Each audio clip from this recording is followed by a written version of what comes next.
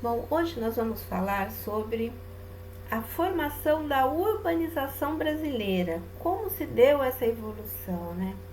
Já sabemos que a urbanização é o aumento proporcional da população urbana em relação à população rural. Segundo esse conceito, só ocorre urbanização quando o crescimento da população urbana é superior ao crescimento da população rural. A maior parte das médias e grandes cidades concentrou seu crescimento entre as décadas de 1950 e 1980, fazendo dos últimos 60 anos o grande período de urbanização no Brasil. O processo, contudo, teve início muito tempo antes, ainda no final do século XIX. E até o momento que vivemos hoje, o planejamento urbano no Brasil percorreu uma trajetória variada, desde modelos de inspiração europeia, passando por documentos extensos e tecnocratas, até planos que sequer apresentavam mapas das cidades. As raízes da urbanização brasileira são então decorrentes da história. Vamos agora fazer uma retrospectiva dessa história. Os primeiros núcleos urbanos do Brasil surgiram ainda no período colonial. As primeiras vilas estavam em sua maioria no litoral, se constituindo como centros urbanos de defesa militar e de administração de escoamento de produtos pelos portos. Se destacam nesse período Salvador, Recife e Rio de Janeiro. A descoberta do ouro no século XVIII promoveu o primeiro surto urbano do Brasil. Surgiram diversas cidades ligadas à exploração mineral, como Vila Rica, que é a atual Ouro Preto. Em outras localidades surgiram centros urbanos ligados à criação e distribuição do gado para o abastecimento das regiões das minas, como Sorocaba, no interior de São Paulo.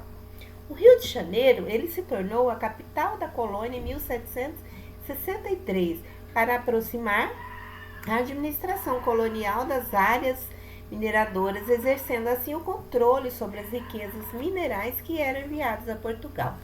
No século XIX, ele se estabeleceu como a maior cidade brasileira, concentrando o ensino e as atividades culturais da elite política e econômica do país. O café ele tornaria São Paulo a maior e mais rica cidade brasileira do século XX, integrando centros produtores ao Porto de Santos. A capital paulista se beneficiou dos investimentos e do capital fornecido pelo café. A chegada dos imigrantes, que inicialmente trabalhavam nas fazendas, ajudou a diversificar a cidade, pois exerciam desde atividades artesanais até o comércio e os trabalhos nas fábricas. A industrialização, em meados do século XX, contribuiu para o êxodo rural.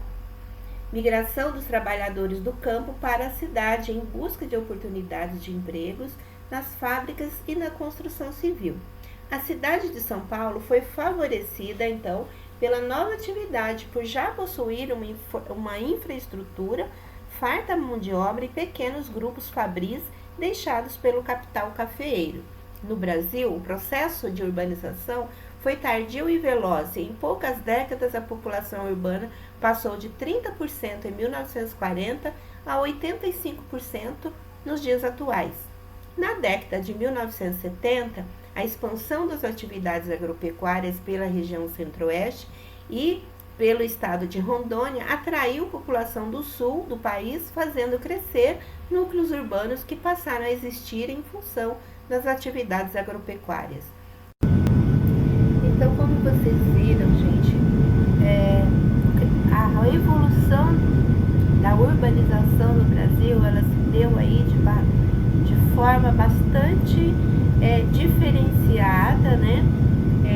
É um processo que levou 60 anos. Nós podemos dizer que nos últimos 60 anos que o Brasil ele se torna efetivamente um país urbano, certo?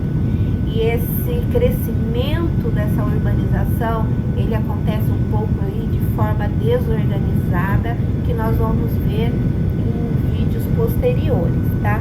Então, as redes urbanas, elas são frutos dos processos de urbanização observados em todos os países do mundo. onde há um agrupamento de cidades que estão integradas em diferentes escalas e diferentes níveis de desenvolvimento.